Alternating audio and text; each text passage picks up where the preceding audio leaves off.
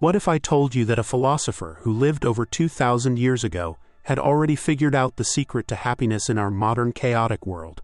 While you're scrolling through social media feeling anxious about your future, worrying about money, or struggling with loneliness, Epicurus was teaching people how to find genuine serenity through principles so simple they might shock you. But here's the twist that most people get completely wrong about his philosophy. Most people think Epicureanism is about indulgence and hedonism. They imagine wild parties, excessive drinking, and living without restraint. This couldn't be further from the truth, and this misconception has buried one of history's most practical philosophies for finding peace. Today, we're going to uncover what Epicurus really taught and how you can apply his ancient wisdom to transform your modern life. But first, subscribe to our channel. Picture this scenario. You wake up tomorrow and instead of immediately checking your phone and feeling overwhelmed by notifications, you feel genuinely content. You're not anxious about your career. You're not comparing yourself to others, and you're not chasing after things that ultimately leave you empty. This isn't fantasy. This is exactly what Epicurus promised his students, and by the end of this video, you'll understand how to make this your reality.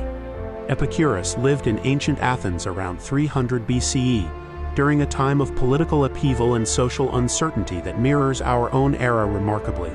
People were anxious, confused, and searching for meaning just like today. Instead of offering complex theories or demanding rigid practices, he created something revolutionary called the garden. This wasn't just a school but a community where people learned to live simply and find joy in everyday moments. The core of Epicurean philosophy rests on understanding what pleasure really means. When Epicurus talked about pleasure, he wasn't referring to momentary gratification or sensory indulgence. He was talking about something much deeper, the absence of pain and anxiety. He distinguished between two types of pleasure.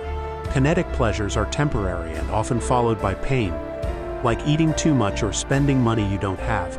Static pleasures are lasting states of contentment that don't require constant stimulation. Think about the difference between scrolling social media for hours and having a meaningful conversation with a close friend. The scrolling might feel good momentarily, but it often leaves you feeling worse.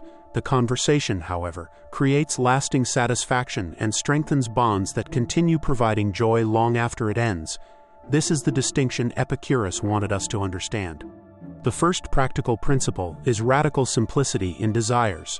Epicurus categorized our wants into three groups. Natural and necessary desires include things like food, shelter, friendship, and freedom from pain. These are relatively easy to satisfy and provide genuine contentment. Natural but unnecessary desires include luxury foods, elaborate homes, or fame. These can be enjoyed if available but shouldn't become obsessions. Vain desires are impossible to satisfy, like immortality or universal approval. Recognizing these categories helps you focus energy on what actually matters. Consider your current goals and anxieties. How many stem from vain desires or unnecessary wants that society has convinced you are essential? When you strip away these artificial needs, you discover that happiness requires far less than you imagined. This doesn't mean living in poverty or denying yourself all pleasures. It means understanding which pleasures enhance your life and which ones trap you in cycles of dissatisfaction. The second principle focuses on friendship as the cornerstone of a good life. Epicurus believed that genuine friendship was the greatest source of happiness and security.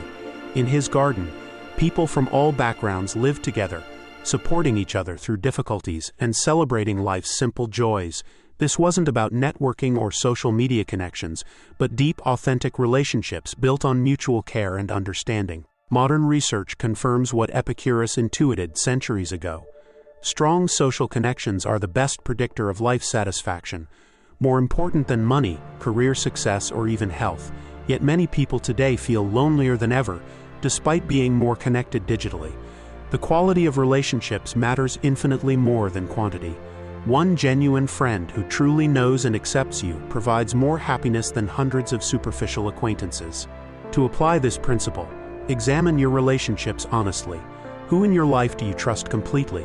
Who accepts your flaws and celebrates your successes without jealousy?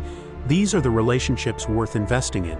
If you lack such connections, focus on being the kind of friend you want to have. Vulnerability, consistency, and genuine interest in others naturally attract meaningful relationships. The third principle addresses our relationship with fear and anxiety.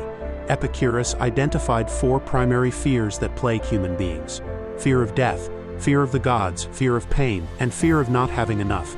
He developed what became known as the fourfold medicine to address these universal anxieties. Regarding death, he taught that we cannot suffer from non-existence because there will be no consciousness to experience suffering.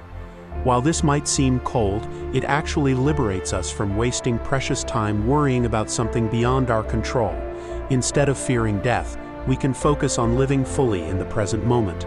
For fears about divine punishment or cosmic injustice, Epicurus suggested that if gods exist, they are perfectly content and don't interfere in human affairs out of spite or anger. This removes the anxiety of trying to appease unpredictable supernatural forces and allows you to take responsibility for your own happiness. Pain, both physical and emotional, was viewed as either brief or manageable. Intense pain doesn't last forever, and chronic pain can be endured through mental practices and community support. Most importantly, the anticipation of pain often causes more suffering than the actual experience. The fear of scarcity drives much of modern anxiety. We worry constantly about having enough money, recognition, love, or security. Epicurus demonstrated that when we truly understand our natural needs, we realize how abundant life actually is. This abundance mindset shifts focus from accumulating possessions to appreciating what we already have. These principles work together to create what Epicurus called ataraxia, a state of serene calmness and mental clarity. This isn't emotional numbness, but rather a deep peace that comes from aligning your life with natural human needs rather than artificial demands. Implementing Epicurean philosophy in your daily life starts with small, practical steps. Begin each day by identifying 3 things you're genuinely grateful for. Focusing on simple pleasures like sunshine, a warm drink, or a kind message from a friend. Before making decisions, ask yourself whether this choice serves a natural need or feeds an unnecessary desire. Cultivate one meaningful friendship by being more present and vulnerable in your interactions. Set boundaries with activities and people that drain your energy without providing real value. Practice accepting temporary discomfort instead of immediately seeking distraction or comfort. Create your own version of the garden by designing spaces and routines that promote reflection and genuine connection. This might mean having phone-free dinners, taking regular walks in nature, or joining communities aligned with your values. The beauty of Epicurean philosophy lies in its accessibility. You don't need special training, expensive equipment, or radical lifestyle changes. You simply need the wisdom to distinguish between what truly satisfies and what merely distracts, the courage to prioritize authentic relationships over superficial connections, and the patience to find peace within yourself rather than seeking it in external circumstances. As you move forward, remember that serenity isn't the absence of challenges but the presence of inner resources to handle whatever comes. By embracing simplicity, nurturing friendship, and releasing unnecessary fears, you can find genuine contentment in our chaotic world. Epicurus proved that happiness isn't a destination you reach, but a way of traveling through life with wisdom, gratitude, and authentic connection to others and yourself. If you got value from this video, like it and subscribe to our channel.